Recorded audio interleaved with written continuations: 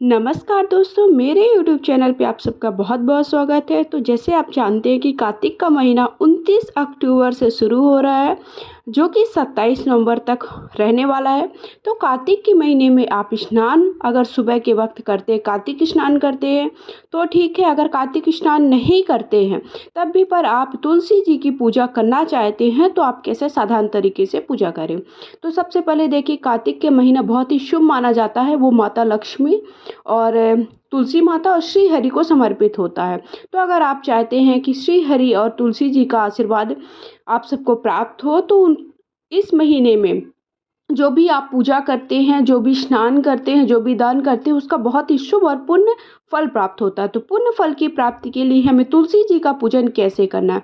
तो देखिए, सुबह के वक्त आप स्नान वगैरह कर लीजिए। अगर आप कार्तिक नहा रहे हैं तो सुबह ब्रह्म मुहूर्त में उठकर नहा करके आपको पूजा करनी है। और नहीं, अगर आप कार्तिक नहीं नहा रहे, केवल आप तुलसी जी का पूजन कर रहे हैं, तो आप देखिए जब भी स्नान वगैरह करके आए, स्नान करने के बाद आप इस तरह से पटे पर स्वस्तिक बना लीजिए। स्वस्तिक बनाने के बाद आप तुलसी जी का जो भी गमला है, जहाँ पर आप चाहें तो आंगन में भी पूजा कर सकते हैं देखिए, या फिर आप अपने जहाँ पर भी आपको सहूलियत है। उसके बाद श्री हरि की आप चाहें तो मूर्ति या तस्वीर रख सकते हैं, इसे स्किप भी कर सकते हैं। आप केवल तुलसी जी का भी पूजन कर सकते हैं। अगर आप कार्तिक महीने के महत्व की कथाएं पढ़ते हैं, कार्तिक का अध्याय होता है, तो उसका वीडियो देखिए मैंने चैनल पर पहले अपलोड कर दिया है और उसकी कथाएं आप सबको प्राप्त होती रहेंगी प्रत्येक दिन। तो वो आप लिंक डिस्क्रिप्शन बॉक्स पर मिल जाएगी, तो वो रख सकते हैं, क्योंकि वहीं पर आप पूजा करने के बाद कार्तिक के महत्व की कथाएं पढ़ लें।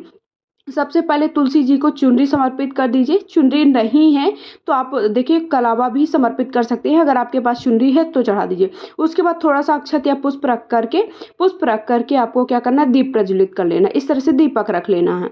अब हमें बिल्कुल साधारण तरीके से पूजा करनी है। कोई बहुत ज़्यादा मैंने करके नहीं दिखाया है। देखिए, आप बिल्कुल साधारण तरीके से सबसे पहले शुद्ध जल की छींटे आप सभी को दे दीजिए।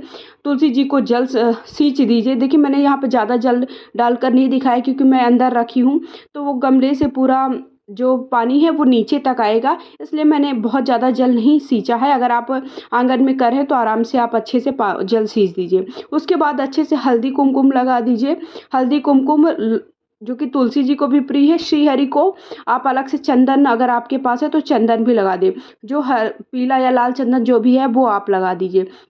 तो इस तरह से बहुत ही साधारण तरीके से देखिए, आप सुबह शाम कभी भी, सुबह के वक्त आपको पूजा करनी है पूरी विधि विधान से।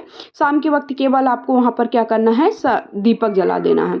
और ये ध्यान रखें वहाँ पर साफ सफाई रहे। जहाँ पर भी आपने तुलसी जी को रखा है, तुलसी जी की पूजा कर रहे हैं, इस बात का विशेष ध्यान रखें कि इस समय बिल्कुल भी वहाँ पे गंदगी ना हो। फिर उसके बाद तिल चढ़ा दीजिए, क्योंकि अक्षत नहीं चढ़ाया जाता।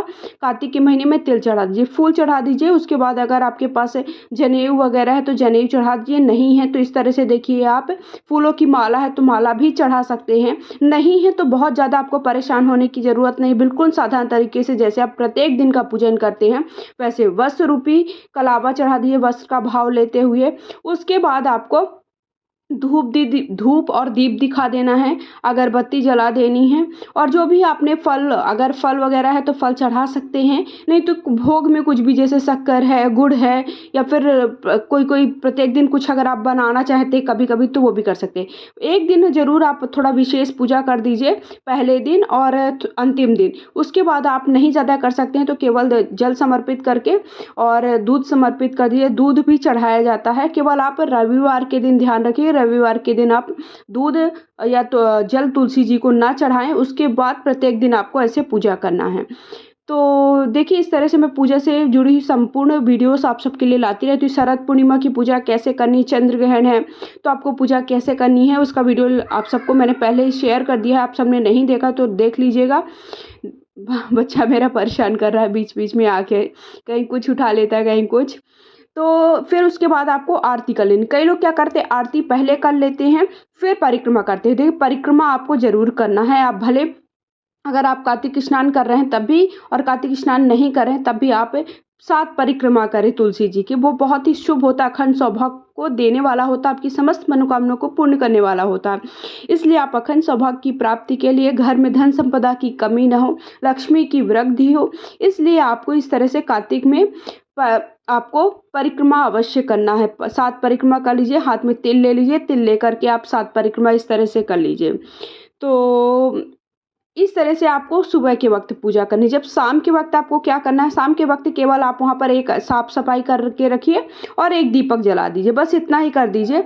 और जो पंचमी है, दशमी है और एकादशी रहेगी, उस दिन आप क्या करिएगा, दीपदान अवश्य करिएगा। अब आपको दीपदान कैसे करना है, इस समय जो कार्तिक का महीना चलता है उसमें आंवले की पूजा करना, तुलसी जी का पूजा करना और उसके साथ साथ केले की पूजा करना, केले के वृक्ष की बहुत ही शुभकारी माना जाता है। तो इसमें से आप किसी एक की भी पूजा कर सकते हैं, लेकिन तुलसी जी की विशेष पूजा होती है। तुलसी जी को श्री हरि की बहुत ही प्रिय होती हैं। फिर उसके बाद आरती कर दीजिए, तुलसा महारानी नमो नमः। तो ये वाली आपको आरती कर लेनी है। अगर आप सबको मेरा वीडियो पसंद आया है तो प्लीज़ वीडियो को लाइक शेयर करिएगा। चैनल पे पहली बार आए हैं तो चैनल को सब्सक्राइब अवश्य कर लीजिएगा। साथ ही साथ आप मुझे इंस्टा फॉलो कर सकते हैं, वहाँ पर भी आपको पूजा पाठ से जुड़े हुए उपाय वहाँ मिल जाते हैं। तो जय तुलसी माता।